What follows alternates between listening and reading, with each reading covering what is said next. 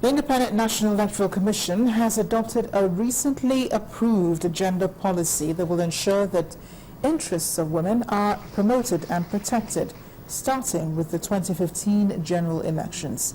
Chairman of the Commission, Professor Atahiru Jega, said the Electoral Commission will not condone the exclusion of women in the electoral process, especially at the party level.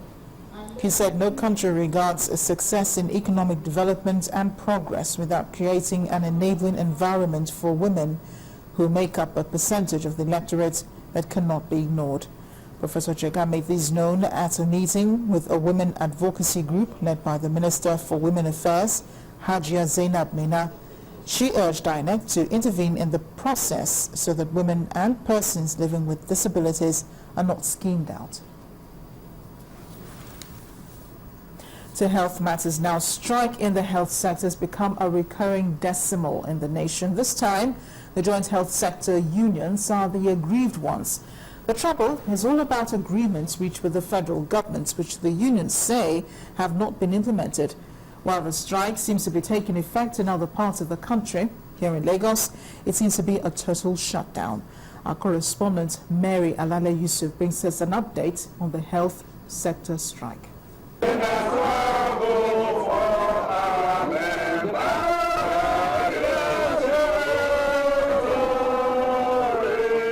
Once again, the disagreement between the health workers and the federal government rears its ugly head. The joint health sector unions have down tools all over the nation. They say this time the strike is total. Locked doors, empty halls and hallways at the psychiatric hospital in Lagos, Yaba, and the Federal Medical Center, Ibutemeta, suggest the seriousness of the situation. Even the doctors are nowhere to be found, though they are not part of the strike. The issues of skipping of CONHES 10, call duty and hazard allowances, as ruled by the courts, are still the bone of contention here.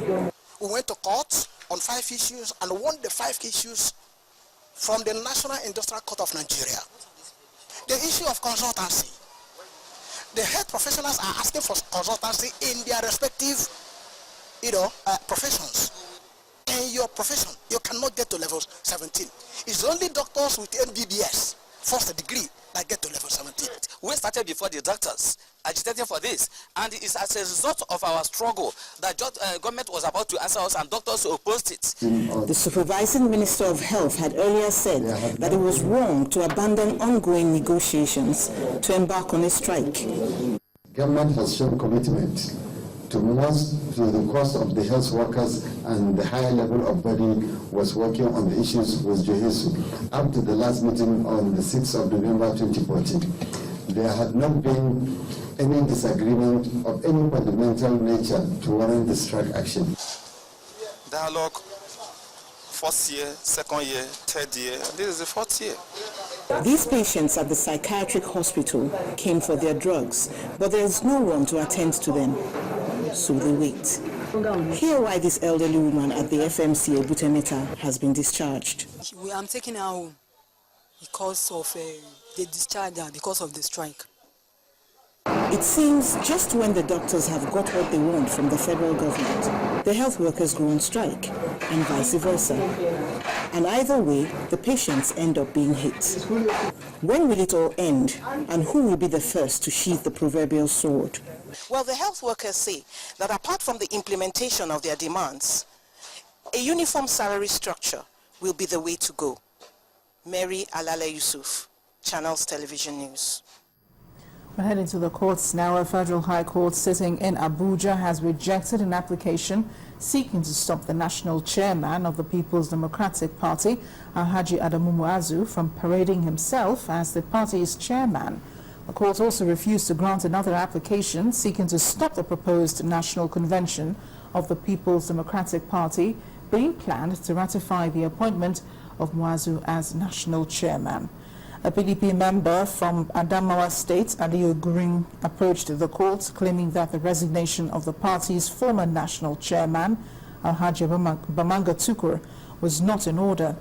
According to him, it did not comply with Section 45 of the PDP's constitution, which stipulates a 30-day notice before resignation. Instead, the former PDP chairman gave a 24-hour notice.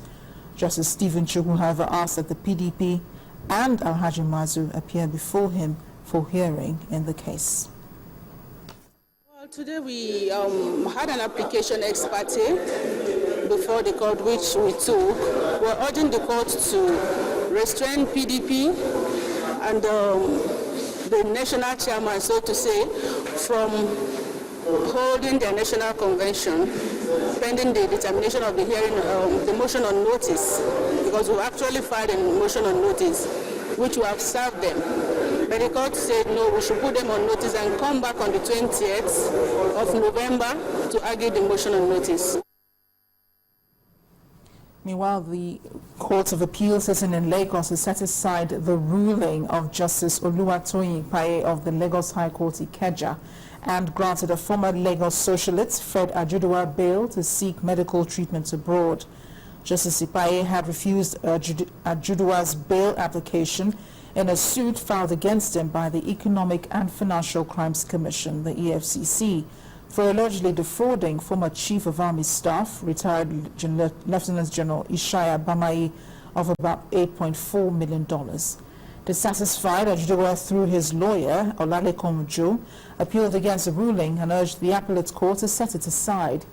The appellate court, in a unanimous judgment delivered by Justice Rita Pemu, held that Ajuduwa could only stand trial if he is alive. Justice Pemu ruled that the charge leveled against Ajuduwa by the AFCC does not attract capital punishment, and so it is a bailable offence. No student has ever graduated from the Plateau State University since it was established 9 years ago. Voicing their frustrations over the situation, protesting students of the institution are appealing to the school's management to ensure that the institution's programs are accredited. The school's academic staff forum is equally unhappy about the situation. The administration of former governor of Plateau State, Joshua Dariye, established the state university about 9 years ago with the idea of providing quality education as well as complementing the University of Jos in admission of students from its catchment areas.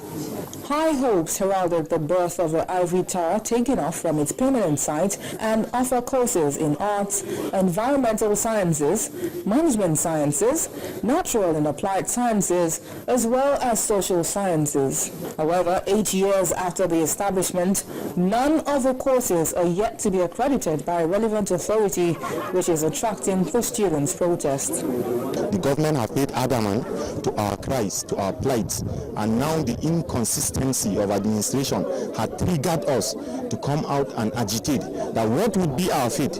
We are not mindful of who would take over at the VC. We are not politically inclined in any manner. What we are concerned of is our fate towards the accreditation. Surprisingly, since inception in 2005, when Professor John Wade was appointed the pioneer vice-chancellor, the institution had produced 3 other vice-chancellors in 9 years without graduating any students, a situation not welcomed by the academic staff forum. Without the position of the VC being vacant, nor the council having met to consider the appointment of the vice-chancellor, the VISTA has proceeded to appoint an acting vice-chancellor for the university. This impunity is worrisome to us as academic staff of the university. As the students continue their call for speedy attention to the issue at hand, the acting vice-chancellor assured that the process of accreditation is being vigorously pursued by the institution. We have already articulated the areas that we'll need to cover in order to ensure that we are successful in accreditation.